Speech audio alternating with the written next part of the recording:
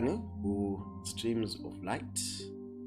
Tipitirizabe kufotokozera ndithu mafunso amene timakhala nawo okhuza Mulungu amene timapembedza. Tili pafunso number 3.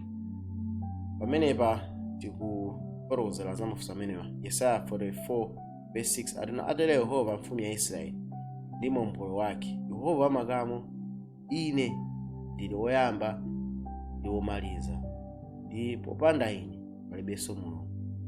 So verse limeneli likufotokozedwa kuti Yesu Khristu amene akunena kuti no iyeyo ndi woyamba ndi womaliza, popanda iye palibenso ndani, palibenso Mulungu. So verse imene kuti verses tikufuna ndithu tikaonenso mapaderadera.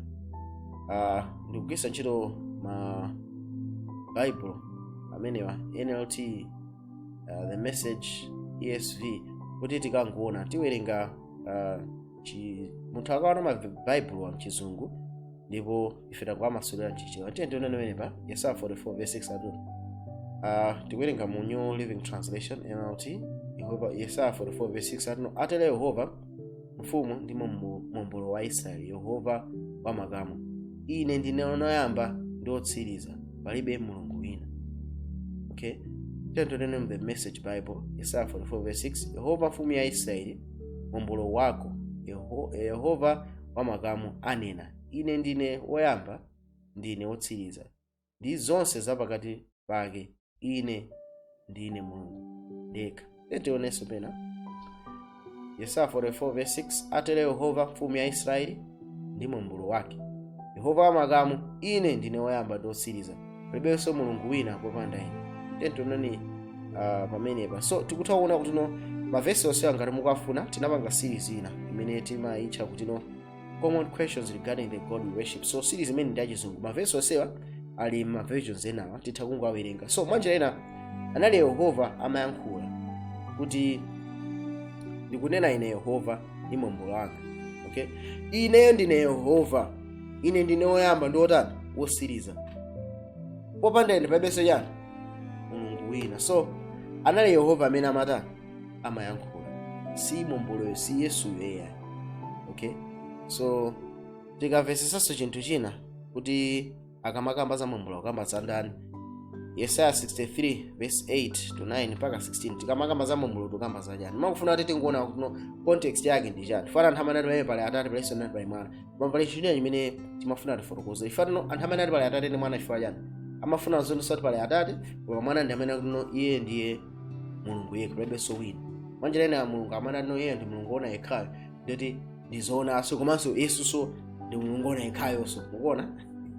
Mwana verse imeneyo kaya ndiyete tingoona kuti no Yesaya kodi akamakamba za mombolo amakamba za ndani. Yesaya 63 verse 8 to 9 ndi 16 atuno pakuti anati, zoonadi iwo ndiwo anthu anga, ana amene sangachite munyenga.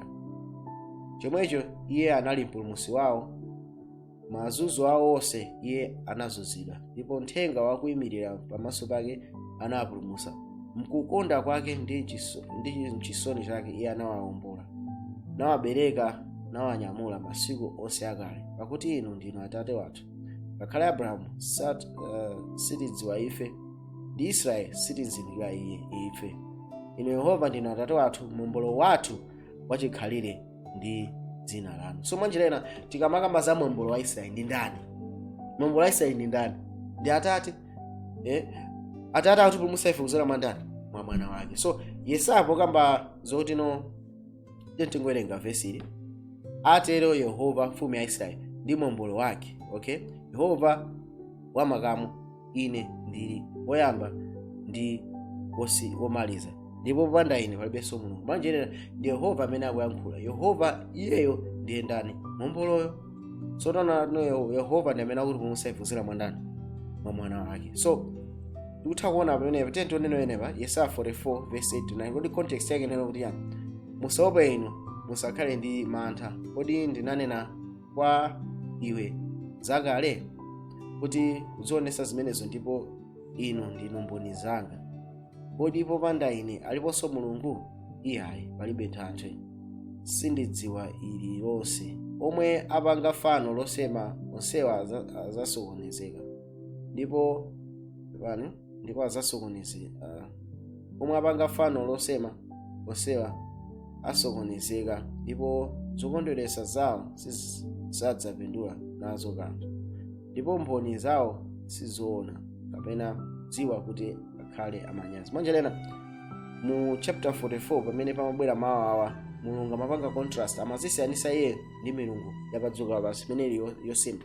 Mwanjelena milungu yonseyi palibenso yayi, siyofunikira, ndiye Yehova yekha. So context yake naliti imeneyi. Okay, so tetonepere pa Yohane 7:3 koma moyo osatha ndiwo kuti akadziwe inu Mulungu wona yekhayo ndi Yesu Khristu amene munamtuma. So uko anali Yehova amene amayankhula ndi mwambulo wake. Yehova ndiye mwambuloyo, wano akuyankhula ndi mwambulo wake amene ndani? Yesu Khristu. So Atate aonano iyeyo ndi woyamba osiriza, popanda palibenso yani Mulungu wina. Yesu Khristu akuvomereza ndi Mulungu, akunena kuti koma Mulungu wona yekhayo ndi inuyo Atate. Ndiye moyo osatha, akakudziweni inuyo komanso ineyo Yesu Khristu amene munamtuma. Mwanjelena Yesu ndiye amene ativumbulitsa ife ndani? Moyo osathawo. Mulungu akhale nanu, Mulungu akudalitseni. Pange subscribe ndipo panga like page imene kuti anthu ena aso azitha kupeza musavuta. Mulungu akudalitseni. Amen.